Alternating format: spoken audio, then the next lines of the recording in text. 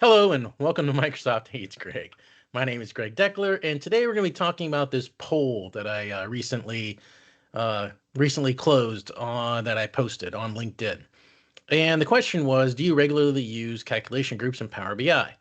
And as you can see, the results are 27% yes and 73% no.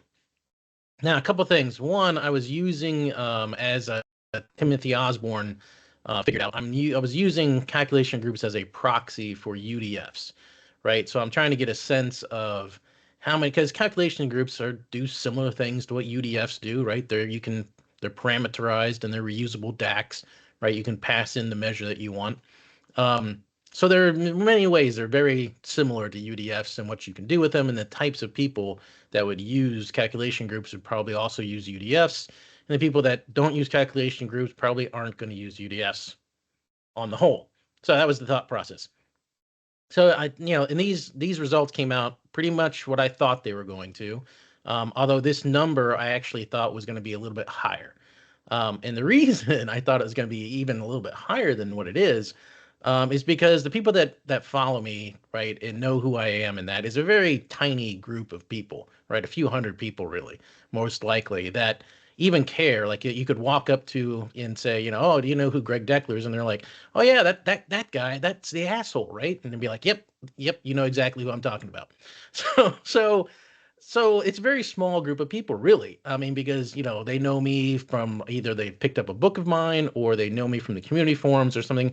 But they tend to skew very technical, or more technical than your average user that's out there, right? Because they actually have cared about and studied and done something more than just casually used or build a semantic model in Power BI one time or a few times, and they kind of use it.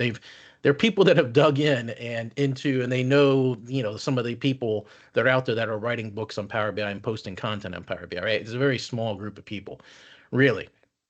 So it tends to skew that way. And if you actually look at who voted in this poll, right, it's business intelligence developer, operations data analyst, right, data analyst, information officer, data analyst, senior manager, right, business intelligence architect, senior analytics engineer, right? And that's on the yes side. It's the same on the no side, right? Data visualization engineer, auditor, business intelligence manager, business intelligence, senior programmer, business intel, right? So it's the point is that this view skews very technical people, and I would say that this probably vastly underrepresents the business user, right? That is out there, the casual business user that's out there using Power BI, building semantic models for their own purposes and that sort of thing.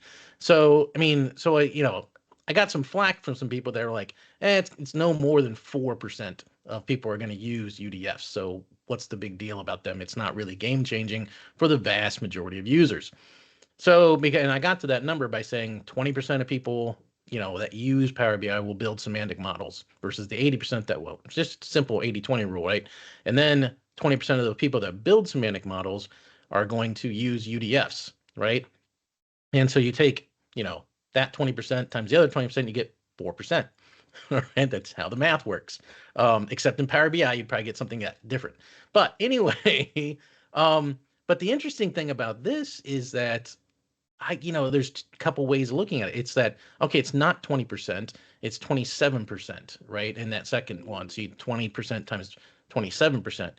But I don't know if I'd look at it that way. I think, again, business users that build semantic models are vastly underrepresented in this vote count. It's mostly all technical people that I see from the results in terms of people that are voting on this thing. And you could say, well, that's because business users don't build semantic models. I doubt that very highly. I know a lot of business users that casually use Power BI and build semantic models and that sort of thing for their own uses, if you will. So, I mean, one way to look at this would be that it could be that it's 0.4%, right, of the people that I would think would be technical enough to use UDFs, right? And out of those out of that 20% of the 80% that build semantic models, right, which is what this is actually representing that 20% of the technical users, and you multiply that 4% by point multiply by 0.27%, and you get 1%.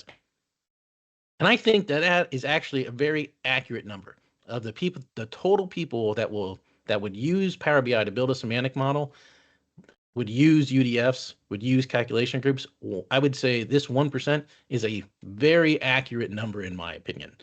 As far as the total amount of people within the Power BI community that would use calculation groups or use UDFs, I think 1% is a very accurate number. So you may disagree. You may be, well, no, it should be, 0.2% times 0.27%, and it's 5%, right? That's fine if you want to believe that. I don't believe that for 1 second. Right? But we'd have to all agree that this is the high end, right? This is the upper bound of the amount of people that use Power BI. 5% of them would use a calculation group or a user defined function. So when people talk, so even at 5%, throwing around words like game changing and that sort of stuff is nonsense, in my opinion. And but I really do believe that it's really closer to 1% of people that would actually use a UDF or a calculation group in Power BI if you did a survey of the entire user base of Power BI. So maybe you disagree, but I think it's accurate. So anyway, that's all I had for this video. Hope you enjoyed it, and I'll see you next time.